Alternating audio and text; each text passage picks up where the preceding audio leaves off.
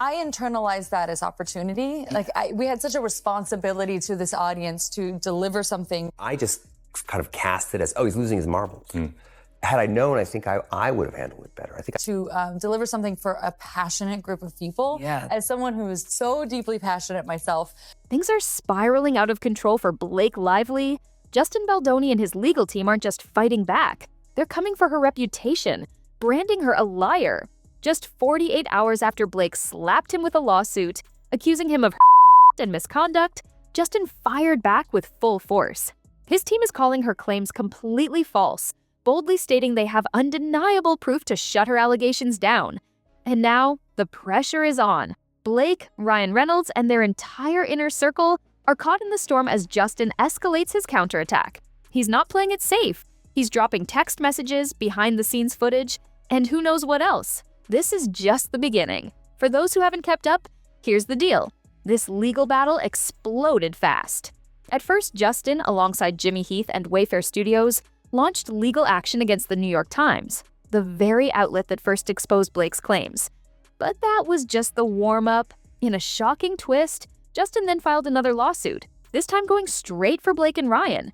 And if that wasn't messy enough, this scandal is pulling in everything from Game of Thrones references to Taylor Swift-related fallout. And let's not forget those eyebrow-raising text messages. In his lawsuit, Justin is accusing the New York Times of teaming up with Blake to twist the narrative, cherry-picking evidence, and leaving out crucial details to paint him and his associates in a damning light. And this is only the beginning.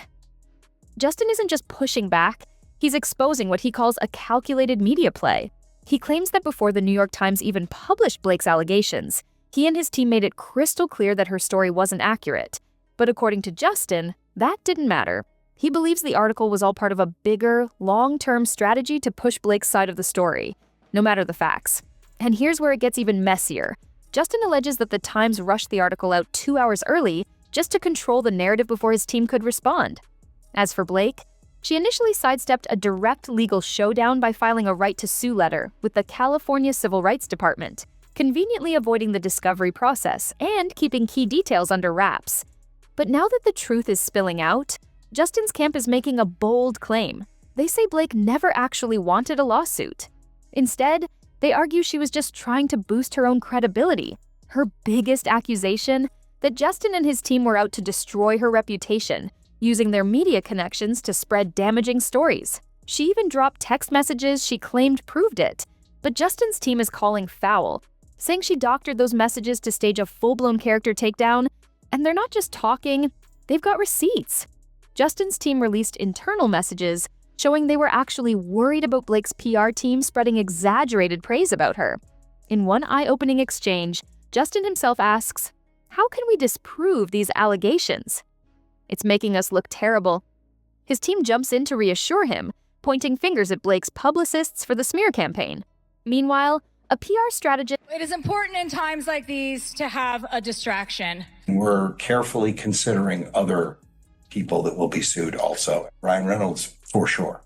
And that's why I want to personally extend my gratitude to Justin Baldoni and Blake Lively. This downplays the backlash, suggesting it's just the fallout from Blake's own tactics. But Justin's lawsuit takes it even further, claiming Blake didn't just twist the story, she manipulated messages to make it all seem real. And if that's true, this battle is far from over. Take this for example. Blake shared a text exchange where a team member reacted to an article titled, "Could Blake Lively be cancelled?" with, "Wow, you outdid yourself with this." Sounds serious, right? But Justin's side is calling her out, saying she conveniently left out crucial context, like emojis and sarcastic tones, twisting the comment to make it seem far more damning than it actually was. And that's not all. At one point, Justin sent a TikTok by Perez Hilton to his PR rep, Melissa. In the video, Perez claimed that someone from Justin's camp had encouraged him to spread negative stories about Blake. Justin immediately texted, "This isn't us, right?" Clearly concerned. Melissa shut it down instantly, responding, "Absolutely not. None of us would engage in such tactics." She even dismissed Perez as irrelevant, insisting that no credible outlet would take his claims seriously. Another leaked conversation reveals Justin's team discussing articles about Blake's past scandals. But Melissa stands firm, saying they had no idea about those controversies. She tells Justin, once the media latches on, they don't let go, implying that the backlash wasn't some calculated attack. It was simply the internet dragging up old dirt on its own. Then came the real bombshell. Melissa adds, Blake practically served it up to them on a silver platter. But perhaps the biggest blow to Blake's accusations comes from a text chat between her own publicist, Leslie Sloan, and Daily Mail journalist James. Leslie states, I don't get paid to bring people down. I'm just keeping it real. James immediately pushes back, saying, Melissa hasn't pulled any stunts against Blake. He even confirms that Melissa told him directly that the backlash was organic, not orchestrated. Yet Leslie refuses to back down, sticking to her version of events. And James doesn't stop there. He exposes Leslie's pattern of feeding journalists information, only to backtrack when things blow up with her clients. Even more suspicious, he claims he only learned about Blake's essay allegations much later and points out that Leslie never even mentioned Blake's claims against Justin in their many conversations. And if that wasn't enough, Blake's lawsuit also claimed Justin's PR team celebrated after shutting down HR complaints on set, a claim many assumed referred to the essay scandal. But Justin's camp didn't just deny it, they fired back with an email from TMZ that could change everything. This drama isn't just unfolding, it's exploding. The email bombshell raised a pressing question. Were there at least 3 HR complaints filed against Justin? The catch? These grievances weren't about serious misconduct, but rather workplace disagreements. And here's where things take a turn. A TMZ reporter privately told Melissa that their own sources described Justin as friendly, approachable, and well-liked. So what was the real problem? According to insiders, it wasn't Justin at all. It was Blake's overwhelming arrogance. Melissa, clearly frustrated, reached out to TMZ, insisting that Blake's team wrongly believed they were planting negative stories. But instead of reassuring her, the TMZ journalist dropped a cryptic warning. Wait till you hear everything. You think you know the full story, but you don't. This is unlike anything I've ever encountered in my career. What exactly did they mean? And then, Blake's lawsuit took an even stranger turn. She accused Jamie Heath of tricking her into watching what she assumed was explicit content, only to realize it was actually a video of his wife giving birth. She found it deeply unsettling. But Jamie fired back, saying the video was a personal, private moment, nothing inappropriate. To prove it, Justin's team even released a still from the video as evidence. But the accusations didn't stop there. The New York Times backed Blake's claim that Jamie and Justin repeatedly barged into her trailer without permission, even while she was changing or breastfeeding. Sounds damning, right? Well, Justin's lawsuit tells a completely different story. His legal team revealed text messages that seemed to contradict Blake's version of events. In one exchange, Blake herself invited Justin over, texting, "I'm just pumping in my trailer if you want to work on our lines." To which Justin casually responded, "Copy, just grabbing a bite with the crew and I'll be right there." This directly challenges Blake's claims, raising the question, was something left out of her narrative? And then, another shocking contradiction. Blake accused Justin of trying to sexualize her character in their production. But in a stunning reversal, Justin's lawsuit exposed text messages suggesting Blake was actually all for it. In one exchange, she raved about an outfit, calling it much sexier and adding, "As a girl, I'd definitely turn heads for that look on the street." If these messages are legit, Blake's story might not be as airtight as she made it seem. And this case is only getting messier. One of Blake's biggest accusations? She claimed Justin forced unwanted kissing scenes on her and overshared personal details that made her uncomfortable. But Justin's rebuttal flips the script entirely. He says Blake skipped multiple meetings with the film's intimacy coordinator, leaving him with no choice but to relay the coordinator's instructions himself. He even admitted he was hesitant about the situation, but ultimately, they rehearsed the scenes together, without the coordinator present. Justin maintains that their conversations were strictly professional, focused on character development, not crossing any boundaries, despite what Blake now claims. To back this up, he provided a screenshot of a message from a producer, revealing how Blake's refusal to meet with the coordinator nearly derailed their filming schedule. And then came the perfume controversy. Blake's lawsuit paints a disturbing picture, alleging that during a silent montage scene, Justin creepily whispered about her perfume while pretending to kiss her neck. But Justin's team clapped back hard, releasing behind-the-scenes footage that tells a very different story. In the clip, Blake isn't just acting, she's actively engaged in directing the scene. The two appear in good spirits, sharing a laugh as they discuss how to execute the moment. At one point, Justin jokingly mentions his beard possibly brushing against her, and Blake laughs, teasing that her spray tan might rub off on him. Then, when Justin comments that something smells nice, she lightheartedly responds, "It's my body makeup." This was nothing like the uncomfortable, inappropriate moment Blake described. Instead, it looked like a casual, professional exchange. And then, the lawsuit takes an explosive turn, shifting into a power struggle over the film itself. Justin claims that Blake's lawsuit is nothing more than a revenge move, all because she was exposed for secretly taking control of the movie. Here's where things get wild. Justin's company, Wayfarer Studios, partnered with Sony to acquire the rights to the novel. As the director, he assumed he had creative control, but Blake, who had managed to secure a producer role, pushed him out of the decision-making process. And the most jaw-dropping claim yet? Justin alleges that Sony backed Blake so much that even the film's editors were blocked from reviewing her version of the movie. This legal battle isn't just about personal disputes anymore, it's about power, control, and careers on the line. In a shocking text exchange, Justin asked his editors if they had reviewed Blake's version of the film, only to receive a stunning response. "We're not allowed to look." That's when reality hit him hard. He replied, "So the editors and the director can't see the actress's cut? Understood." Stunned but powerless, he eventually gave in to her demands, hoping to protect the film's integrity. But Blake wasn't done yet. She allegedly shut Justin out of the movie's promotional activities, ensuring her version of events took center stage. And just when it seemed like this drama couldn't get any messier, Blake and Ryan Reynolds started throwing subtle jabs at Justin, expertly trolling him in ways most people wouldn't even notice at first. And make no mistake, Ryan wasn't just the supportive husband standing in the background. Reports now reveal that he was deeply involved in rewriting the script. One cast member confirmed that Ryan altered multiple scenes and made major changes, something almost no other actor would be allowed to do. But because Blake was involved, normal industry rules went out the window.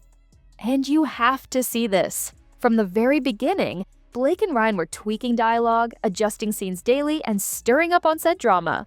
But Blake played it smart when it came to Justin. She buttered him up, showering him with praise, calling him one of the finest directors she had ever worked with.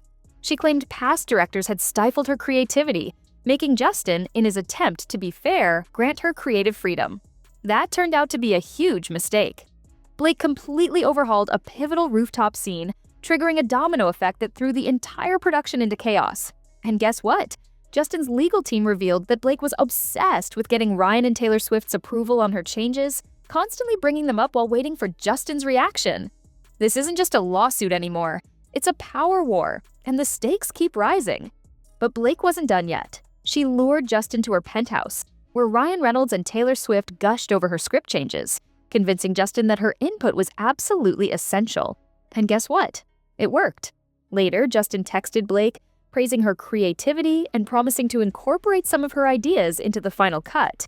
But this wasn't just about a few edits. This was where the Game of Thrones comparisons started flying.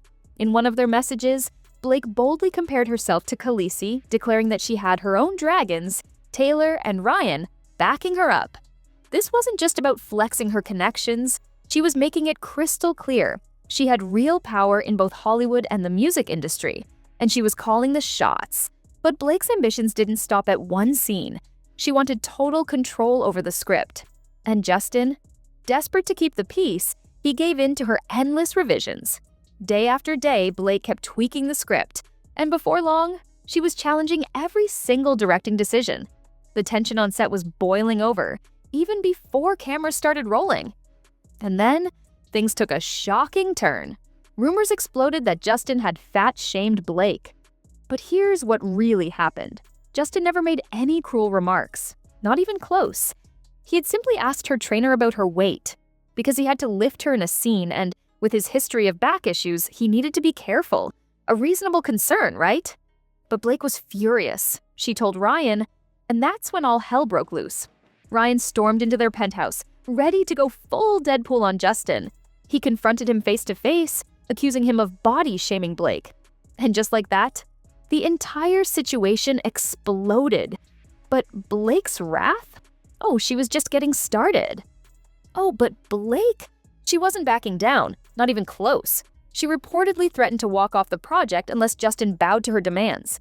And if he didn't, she was ready to publicly accuse him of fat-shaming her. At this point, Justin was trapped, cornered between a Hollywood PR nightmare and Blake's growing influence. No matter what he did, his reputation was on the line. And Blake? She had already flipped Ryan against him. Even though Justin was innocent, the pressure was so intense that he felt forced to apologize, just to keep the peace. But did that end the drama? Absolutely not. The production kept rolling, but behind the scenes, pure chaos. And here's where things get really bizarre. Despite later claiming that Justin during the first month of filming, Blake kept texting him. A lot. Not just casual check-ins, she was constantly requesting daily footage from the film. If she truly felt unsafe, why was she so eager to stay involved? Why was she obsessed with seeing the latest clips? Even stranger, her messages weren't cold or distant. They were overwhelmingly positive, praising the footage and asking for more. And then, the biggest twist of all. Leaked on-set footage surfaced, and it completely shatters Blake's version of events. In her lawsuit, she accused Justin of kissing her neck, sniffing her, and making inappropriate comments about her scent. Serious accusations, right? But when you watch the actual footage, it's a whole different story. Here's the kicker. Blake didn't realize that audio had been recorded during that scene. She had labeled it but the footage tells the truth. Not only were both Justin and Blake fully in character, but it turns out Blake herself suggested the extra dialogue to enhance the scene's slow-motion romantic effect. It was all part of creating the perfect cinematic moment. And yet, now she calls it misconduct? Things are getting super messy with Blake Lively, Justin Baldoni, and now even Taylor Swift is being dragged into the drama. Here's where it gets interesting. Despite their professional, playful demeanor, Blake has accused Justin of body shaming. But that's not all. She's turned Ryan Reynolds against Justin, painting him as the bad guy, even though he and Justin never worked together before. Now Ryan is seeing Justin through Blake's lens, which has raised a lot of eyebrows. And then there's Taylor Swift. Oh boy, rumors are swirling that Taylor's considering distancing herself from Blake. Why? Some insiders say she may have been manipulated into becoming part of Blake's game. That's gotta sting for Blake, right? Now get this. This year's Super Bowl, Taylor didn't invite Blake, despite having traditionally included close friends. It's a major snub, but insiders say it doesn't matter much because Blake didn't even plan to go. Still, this is a far cry from last year when Blake was in the VIP suite with Taylor, cheering on the Chiefs. So what's really going on? It seems Taylor's trying to fly under the radar as Justin's $400 million lawsuit blasts Blake for allegedly using Taylor's name to ruin his project. Talk about a messy situation. Sources claim Blake didn't want her legal mess overshadowing Taylor and Travis Kelce's moment. But here's the kicker. Taylor isn't trying to snub Blake. They're saying it's not like that at all. Still, it's clear that things have definitely shifted. The drama's real, and Taylor's trying to stay out of it as much as possible. This saga just keeps getting more complicated by the minute. Taylor Swift is definitely feeling the tension, and it's clear she's not happy with how Blake has been using her in this drama. First up, the Super Bowl situation. Insiders are insisting that even if Taylor had invited Blake, she likely wouldn't have gone. It's understandable, right? Blake wouldn't want to overshadow Taylor during such an important moment, especially when Taylor's excited about Travis Kelce being in the Super Bowl. But there's a twist. Taylor's reportedly resentful about being dragged into this whole mess. Apparently, she was shocked to find out Blake had referred to her as one of her dragons, a comment that didn't sit well with Taylor. The source notes that it's odd for a friend to say something like that. But that's not all. Taylor discovered that Blake may have orchestrated the whole Baldoni visit. The timing of her meeting with Blake, right as Justin Baldoni was leaving, has made Taylor suspect that Blake set it up. That's gotta sting. Then, there's the whole misusing Taylor's name thing. Apparently, Blake allegedly misled a young actress by claiming Taylor cast her in a role, something that never happened. That's a pretty bold move. And remember, Blake's faced some online backlash in the past, with footage surfacing showing her as someone who can be hard to connect with. What's wild is that Taylor seems to have tried to help Blake in the past. Years ago, she apparently advised Blake to soften her assertive image. She told her not to always go full throttle, but it seems like Blake may have ignored that advice. It's getting messier and messier. Taylor's starting to see the cracks in Blake's tactics, and it's clear this saga isn't going to be wrapped up anytime soon. It's certainly a crazy roller coaster. And I can see why you're comparing it to an Amber Heard 2.0 situation. Blake's been at the center of some wild accusations, and if her legal battles keep escalating like this, she could lose a lot of public support. The way things are shaping up, her relationships with Taylor, Ryan, and Justin getting strained, the PR nightmares, and the legal pressure, it's tough to see how she can come out unscathed. On the other hand, Blake's always been someone who dives in headfirst and doesn't back down easily, as you mentioned. She could definitely weather the storm with the right legal moves and a bit of damage control. If she can reel it in and address the accusations without making things worse, maybe she can salvage her career. But it's looking like it could be a long road ahead for her. Do you think she'll pull a major comeback, or is this more of a downward spiral? Let me know what you think.